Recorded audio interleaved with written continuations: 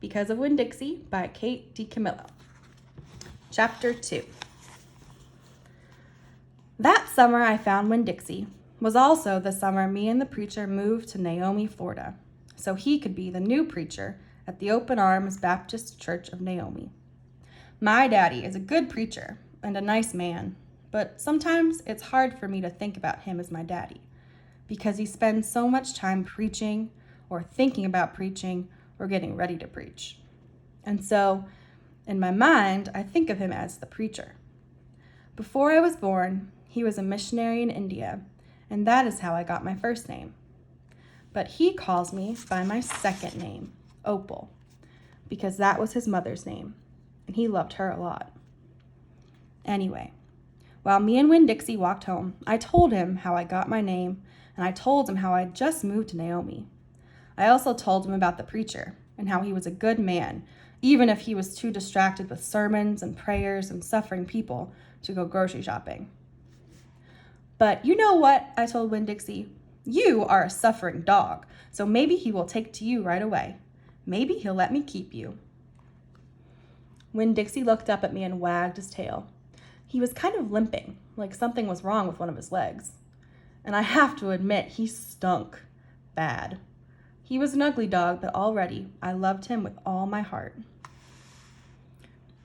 When we got to the Friendly Corners trailer park, I told Winn-Dixie that he had to behave right and be quiet, because this was an all-adult trailer park, and the only reason I got to live in it was because the preacher was a preacher and I was a good, quiet kid.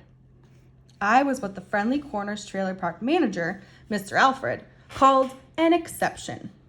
And I told Winn-Dixie he had to act like an exception too. Specifically, I told him not to pick any fights with Mr. Alfred's cats or Mrs. Detweller's little yappy Yorkie dog, Samuel. Winn-Dixie looked up at me while I was telling him everything, and I swear he understood. Sit, I told him when we got to my trailer. He sat right down. He had good manners. Stay here, I told him. I'll be right back. The preacher was sitting in the living room, working at the little fold-out table. He had papers spread all around him, and he was rubbing his nose, which always means he is thinking hard. Daddy? I said. He said back. Daddy, do you know how you always tell me that we should help those less fortunate than ourselves? He said. He rubbed his nose and looked around at his papers. Well, I said, I found a less fortunate at the grocery store. Is that right? He said. Yes, sir, I told him. I stared at the preacher really hard. Sometimes he reminded me of a turtle hiding inside its shell, in there thinking about things and not ever sticking his head out into the world. Daddy, I was wondering, could this less fortunate, could he stay with us for a while? Finally, the preacher looked up at me. Opal, he said, what are you talking about? I found a dog, I told him, and I want to keep him. No dogs, the preacher said. We've talked about this before. You don't need a dog. I know it, I said. I know I don't need a dog, but this dog needs me. Look, I said. I went to the trailer door and I hollered, Winn-Dixie! Winn-Dixie's ears shot up in the air and he grinned and sneezed. And then he came limping up the steps and into the trailer and put his head right in the preacher's lap, right on top of a pile of papers.